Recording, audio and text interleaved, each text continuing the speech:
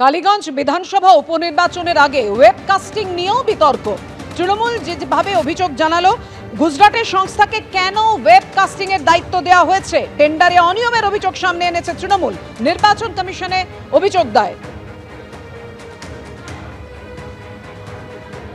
80 assembly constituency Kaliganj, আগামীকাল নির্বাচন, উপনির্বাচন। এই উপনির্বাচনে 2 জুন অর্থাৎ জুন মাসের 2 তারিখে একটি টেন্ডার ফ্লোট করে।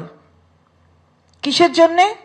ওয়েবকাস্টিং এর জন্য। এত নিয়ম কানুন, এত বেড়া জাল সব ডিঙিয়ে টিঙিয়ে এসে 3 জন পার্টিসিপেট করলো।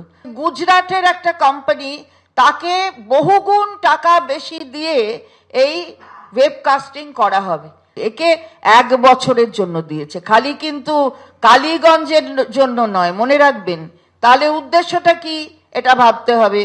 বাংলার নির্বাচন 26-এ হবে, তাই বাংলার নির্বাচনকে কেন্দ্র করে কি এখানে অন্য কিছু একটা রাস্তা তৈরি করবার চেষ্টা হচ্ছে? রাত পোহালে কালীগঞ্জ বিধানসভা উপনির্বাচন, আর তাই পানিঘাটার এসিআরসি কেন্দ্রে একেবারে চূড়ান্ত ব্যস্ততার ছবি ধরা পড়ল। ইভিএম সহ ভোট সামগ্রী নিয়ে বুথের পথে ভোট কর্মীরা।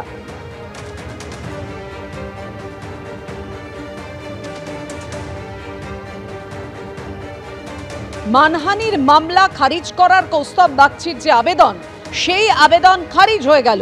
আপনাদেরকে জানিয়ে রাখি, নগর দায়রা আদালতে বিজেপি নেতা কৌস্তব বাগচির আর্জি খারিজ হয়ে যায়।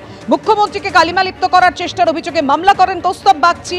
যে মামলা, বিজেপি নেতা কৌস্তব বাগচির বিরুদ্ধে মানহানির মামলা হয়। যে বই থেকে পোস্ট তা নিষিদ্ধ নয়, ব্যক্তি মমতা নিয়ে মন্তব্য। মুখ্যমন্ত্রীর বিরুদ্ধে কিছু বলা হয়নি, দাবি করেছেন কৌস্তব বাগচির আইনজীবী। মানহানির মামলা খারিজ করার কৌস্তব বাগচির আবেদনই খারিজ।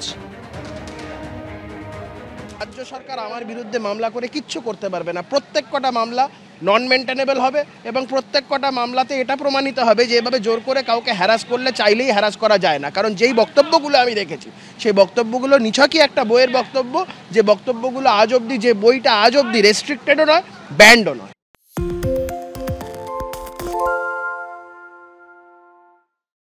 সত্য অন্তহীন, সত্যের খোঁজও তাই, সত্য সন্ধানে তাই আমরা অক্লান্ত, অকুতভয়। এবিপি আনন্দ নতুন ভাবনার প্রতীক, যা মনে মুক্ত, তথ্যে যুক্ত এবং যাবতীয় সীমানার বাঁধন থেকে মুক্ত।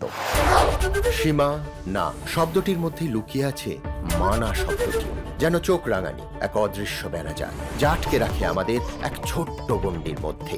একমাত্র সঠিক খবরই গড়ে তুলবে এক মুক্ত সমাজ। সেই জগৎ গড়ার লক্ষ্যে কোনো সীমানার ঠুকুটি আমরা মানব না। এবিপি আনন্দ এগিয়ে থাকে, এগিয়ে রাখে।